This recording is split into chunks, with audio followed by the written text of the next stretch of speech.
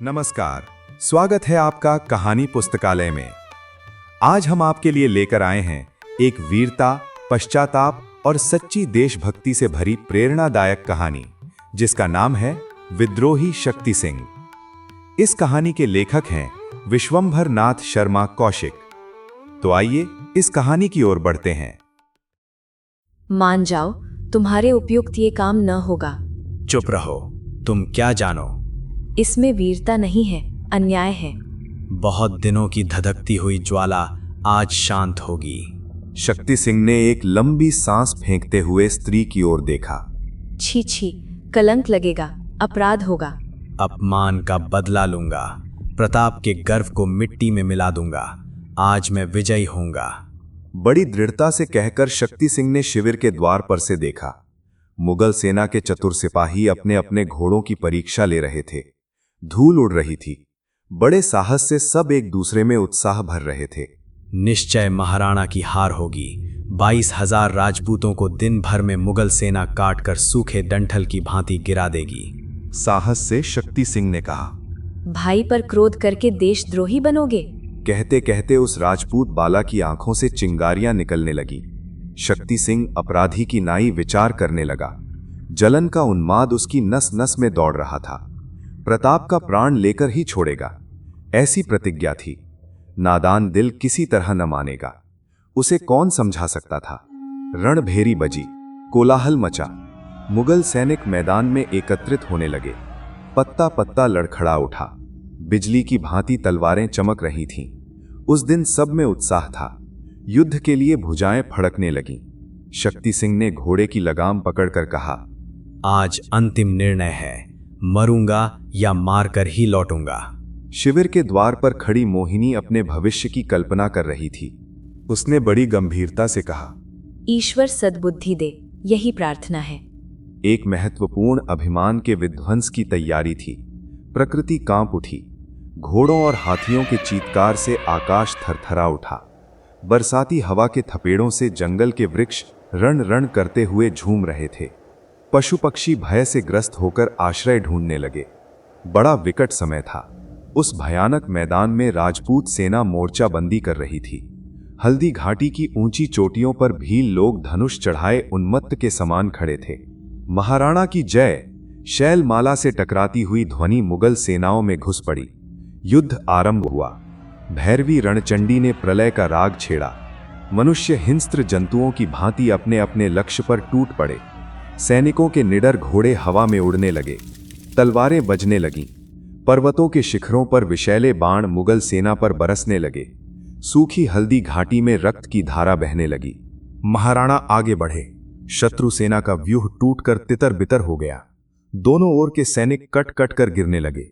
देखते देखते लाशों के ढेर लग गए। भूरे बादलों को लेकर आंधी आई।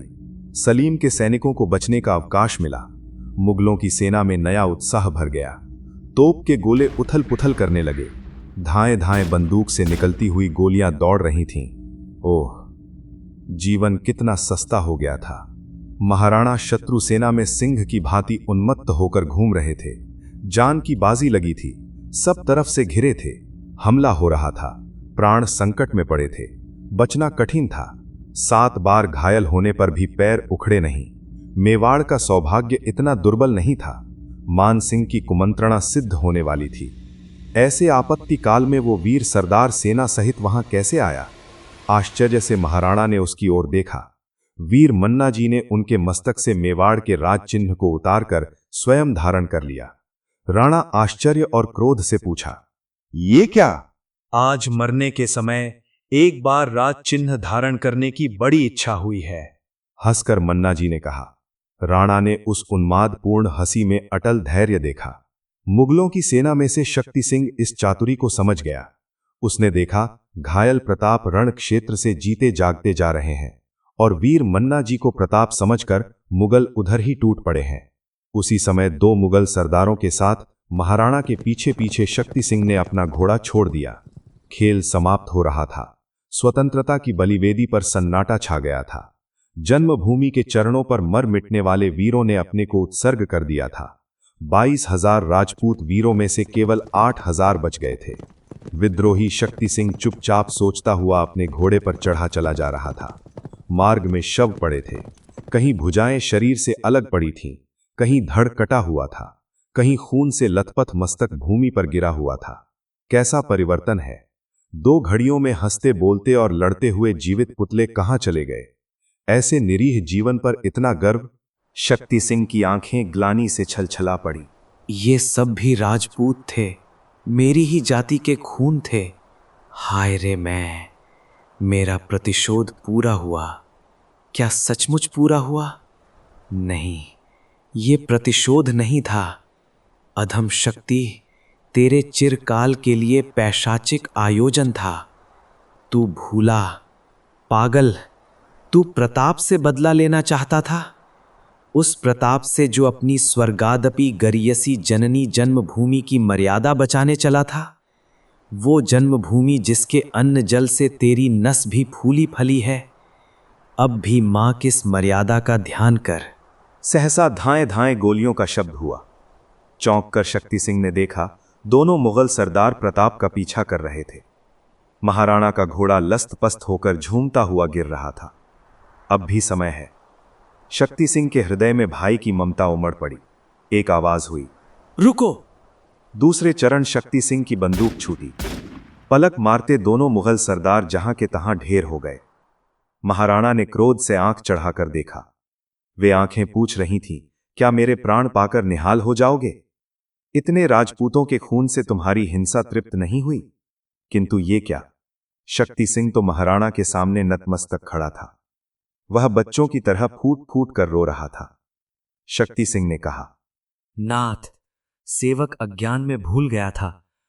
आज्ञा हो तो इन चरणों पर अपना शीश चढ़ाकर पद प्रक्षालन लूं, प्रायश्चित कर लूं। राणा ने अपनी दोनों बाहें फैला दी। दोनों के गले आपस में मिल गए। दोनों की आंखें स्नेह की वर्षा करने लगीं। दोनों के हृदय गदगद हो गए। इस शुभ मुहूर्त पर पहाड़ी वृक्षों ने पुष्प की, नदी की कलकल धाराओं ने वंदना की।